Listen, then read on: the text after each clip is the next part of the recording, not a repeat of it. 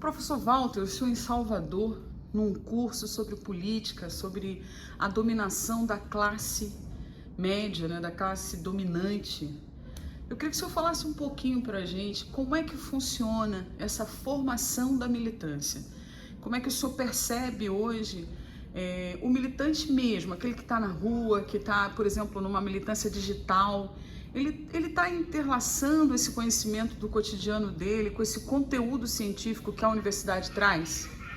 Bom, depende de qual militância a gente está falando, porque hoje a gente tem, além da esquerda, que sempre teve uma tradição militante, tem também uma extrema-direita, também com uma tradição militante. Antes, era fundamentalmente a esquerda que fazia a formação política. Hoje, há partidos de extrema-direita que também investem nisso. Então, o que eu posso responder é do quadrado de que eu faço parte. Ou seja, no caso da esquerda em geral, especificamente no caso do PT, existe uma estrutura comandada pela Secretaria Nacional de Formação Política do PT, que tem entre seus instrumentos a Fundação Perseu Abramo e a escola do partido. E tem o que a gente chama de um Sistema Nacional de Formação, ou seja, há uma série de temas e há uma série de ofertas de cursos, de seminários, de eventos, cuja finalidade principal é dotar o militante do conhecimento da realidade onde ele atua. Isso significa dizer, tem que conhecer o Brasil, em primeiro lugar, tem que conhecer a América Latina e Caribe, tem que conhecer o mundo, e dentro de cada um desses espaços, uma atenção muito grande para aquilo que a gente chama de classes e luta de classes, né? A sociedade é profundamente dividida e o Partido dos Trabalhadores, o nome já diz, né, é um partido que busca expressar os interesses da classe trabalhadora e está em choque estruturalmente com aqueles que são os empresários capitalistas, o que aqui no Brasil significa fundamentalmente o capital financeiro, o agronegócio, as mineradoras e o capital transnacional. Então, esse tipo de discussão é que a gente faz. Perfeito. O senhor, como professor da Universidade Estadual, né, do Federal. ABC, Federal do Universidade ABC. Federal do ABC, Isso. que inclusive foi fundada pelo presidente Lula. Presidente Lula. Né? O senhor já está lá há o quê? 10 anos. 10 anos, há uma década. O que eu gostaria mesmo de entender é se o cidadão brasileiro, seja ele de esquerda ou de direita, o senhor acredita que esse cidadão brasileiro, diante de toda essa luta, né, dessa divisão política que o Brasil vem enfrentando já há 2 eleições atrás aí, o senhor acredita que o cidadão está mais interessado em estudar a política mesmo? Você acha que as pessoas estão preocupadas com aquilo que está por trás da mídia, por trás das notícias? Já a maior parte da população brasileira está preocupada em sobreviver, né? A vida é difícil, a vida cotidiana é difícil, o tempo de trabalho ocupa muito espaço na nossa vida. Obviamente as pessoas corretamente querem ter tempo para descansar, para lazer, etc. Mas ao mesmo tempo, desde que houve a volta às eleições diretas para presidente da República, ou seja, em 1989, nós já tivemos 9 eleições presidenciais, estamos indo para uma 10ª eleição, e quando a gente observa, a gente vê que existe uma parcela da população brasileira que não se interessa, hoje cerca de 30 milhões, mas existe uma parcela da população brasileira que acompanha com atenção as questões da política no momento em que isso é posto para eles como uma necessidade imediata. Então, em 2022, por exemplo, somando quem votou no Lula com quem votou no que eu chamo de cavernícola, eles tiveram somados mais de 100 milhões de votos. E as pessoas tinham motivos para votar nesse ou naquele, elas estavam acompanhando entusiasmadamente. Então, sem entrar no mérito do que cada um defende, obviamente eu sou vinculado ao PT, eu tenho minha opinião sobre isso, mas eu vejo que há uma politização de uma parcela expressiva da população brasileira que tem se traduzido em resultados eleitorais na disputa presidencial que são coerentes com isso.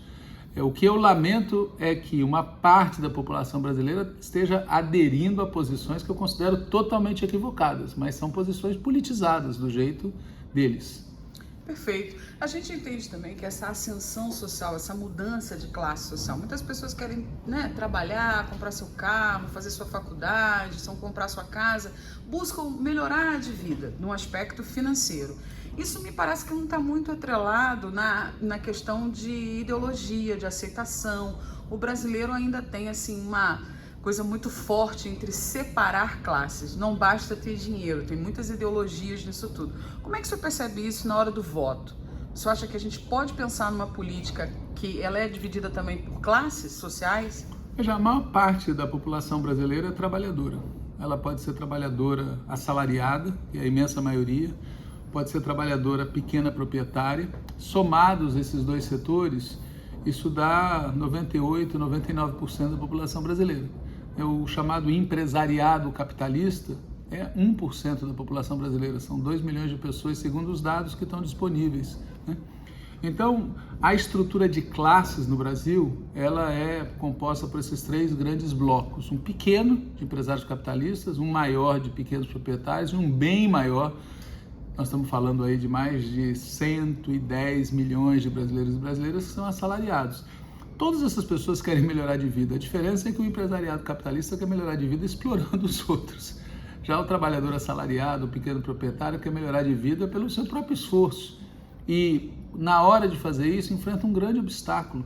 O grande obstáculo é que a dinâmica da economia brasileira é controlada pelo capital financeiro, é controlada pelos interesses das grandes empresas. Então, a chance de você melhorar de vida com uma taxa de juros de 15% é totalmente diferente da chance de você melhorar de vida com uma taxa de juros de 1 a 2%.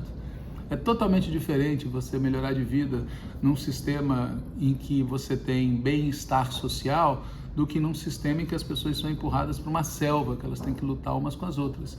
Então eu acho justo que quem é trabalhador, quem é pequeno proprietário, queira melhorar de vida e lute pelos interesses da sua classe, que é a imensa maioria da sociedade brasileira. Injusto, eu vejo, é o egoísmo de uma minoria muito pequena, de mais ou menos 1% da população, que quer manter domínio sobre tudo. Daí vem, então, esse resultado político que a gente vem tendo, né? O presidente Lula hoje, ele tem alcançado a maioria dos brasileiros com as políticas públicas do governo dele.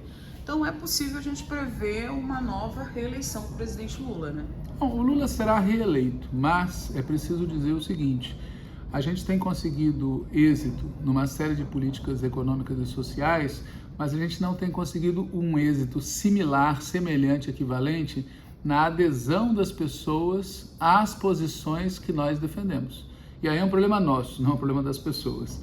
Ou seja, a gente precisa fazer um esforço de politização, de educação política, de debate ideológico muito intenso, sob pena daquelas pessoas que são beneficiadas pelas políticas sociais possíveis graças à existência de governos de esquerda votarem em candidaturas de direita.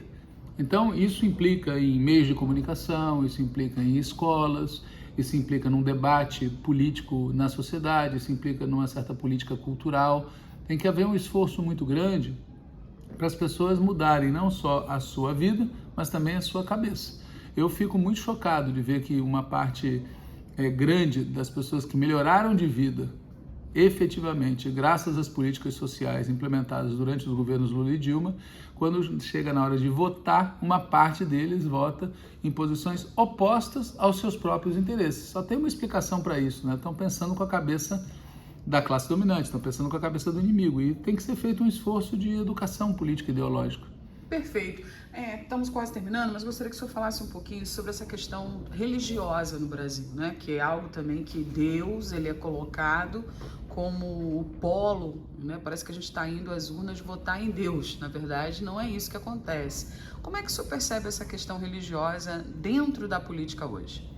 Primeiro, para ser honesto aqui com quem está assistindo, eu sou ateu. E assim como meus pais, meus avós, então o meu ponto de vista sobre o tema das religiões é muito respeitoso, mas eu não sou adepto de nenhuma crença religiosa. E, portanto, eu olho a questão da religião de dois ângulos. Do ângulo propriamente da religião, ou seja, da fé das pessoas, que eu respeito completamente, não me cabe nem discutir, eu quero viver numa sociedade em que todo mundo possa ter a fé que quiser, mas também olho do ponto de vista da política, ou seja, algumas instituições religiosas, algumas igrejas, manipulam a fé com finalidades políticas muito particulares e muito negativas. Isso acontece em várias crenças religiosas, esse tipo de manipulação. E o que a gente tem que lidar com isso é, primeiro, garantir que o Estado siga laico, ou seja, o Estado brasileiro não pode estar a serviço de nenhuma fé religiosa, nem mesmo a serviço da fé daqueles que não têm fé religiosa, tem que ser laico, tem que respeitar todas as crenças. Em segundo lugar, nós temos que garantir que as pessoas saibam que que o que está em jogo no processo eleitoral é quais políticas públicas, qual política econômica, qual tipo de reforma, que tipo de iniciativa o Estado vai ter, é isso que está em jogo, né? Existem políticos no Brasil, como é o caso dos cavernícolas, que mentem para as pessoas quando dizem, por exemplo, que se ganhar A ou ganhar B, a fé tal ou a igreja tal vai ser perseguida. Isso é absolutamente mentiroso. Aliás, o que acontece na verdade é o oposto. Ou seja, esses que dizem que os outros vão fazer são os que fazem as barbaridades. Pois é, eu queria encerrar falando sobre soberania, né? A questão do PIX é brasileiro, e a questão também da gente perceber que lideranças que estão aí como candidatos nesse diálogo com os Estados Unidos, com o Trump, de uma forma como se a gente estivesse vivendo aí numa colonização americana sobre o Brasil. Como é que o senhor percebe a soberania nacional em relação, inclusive, às próximas eleições? Precisamos ficar temerosos com o que vem pela frente? Não, veja, temerosos não, porque, repito, nós vamos ganhar a eleição, mas a gente deve ficar alerta, porque o que a realidade mostrou nos últimos meses, em particular, é que existe um pedaço da classe dominante brasileira que quer que o Brasil volte a ser colônia. E o nosso futuro, pelo menos o futuro da imensa maioria do povo brasileiro, exige exatamente o oposto. A gente precisa ter soberania produtiva, soberania alimentar, soberania energética, soberania científico-tecnológica, soberania militar, porque neste mundo em que a gente está vivendo, em que cada vez mais a guerra e a interferência estrangeira são instrumentos cotidianos, um país rico como o Brasil, se não conseguir se proteger, vai ser alvo da cobiça alheia. E uma parte da nossa classe dominante, uma parte da direita e a extrema-direita brasileira resolveram se aliar a um governo estrangeiro em prejuízo dos interesses nacionais. Então é inacreditável, mas você vê, de novo, a família do cavernícola chegou a bater palmas para o aumento das tarifas, chegou a bater palmas para medidas de ingerência, chegou a fazer construções verbais, como eu vi um dos cavernícolas que está lá morando evadido, né, como se diz nos Estados Unidos, falando dos efeitos que causaria uma bomba jogada sobre o Brasil. Esses caras têm um comportamento de traidores da pátria. E é inacreditável como são demagógicos, né? Porque no passado recente ficava agitando a bandeira verde e amarela, mas nacionalismo e soberania não é cor, é a defesa real dos interesses da pátria, da maioria da população, os interesses da soberania. Então é uma situação que a gente deve ficar alerta para isso, porque quem faz esse tipo de coisa, quem no passado recente já inclusive praticou golpe, quem defende ditaduras, claro que vai continuar buscando isso. Então o povo brasileiro tem que olhar para isso e dizer isso não, isso não. Perfeito. Queria que o senhor deixasse as redes sociais, os contatos, porque evidentemente que tem uma grande parcela de universitários que acompanham a nossa programação, e pessoas, cidadãos, militantes do PT ou de outros partidos também de esquerda, e até pessoas que estão agora alertando, né, a mente para o que é a política de verdade, que vão querer continuar essa conversa com o senhor. Bom, eu posso ser achado no meu correio eletrônico pessoal, que é pomar.walter@gmail.com, tudo em minúscula, Walter com V. Eu tenho um blog bem simples, que se digitar Walter Pomar Blogspot, localiza onde eu deposito textos. E tem o site da Fundação Perseu Abramo, que é fácil também de localizar, fundaçãoperceuabramo.org.br, fpa.org.br, onde também posso ser localizado e onde toda semana a gente faz um programa chamado Janela Internacional de análise da situação mundial. É isso. Muito obrigado, professor.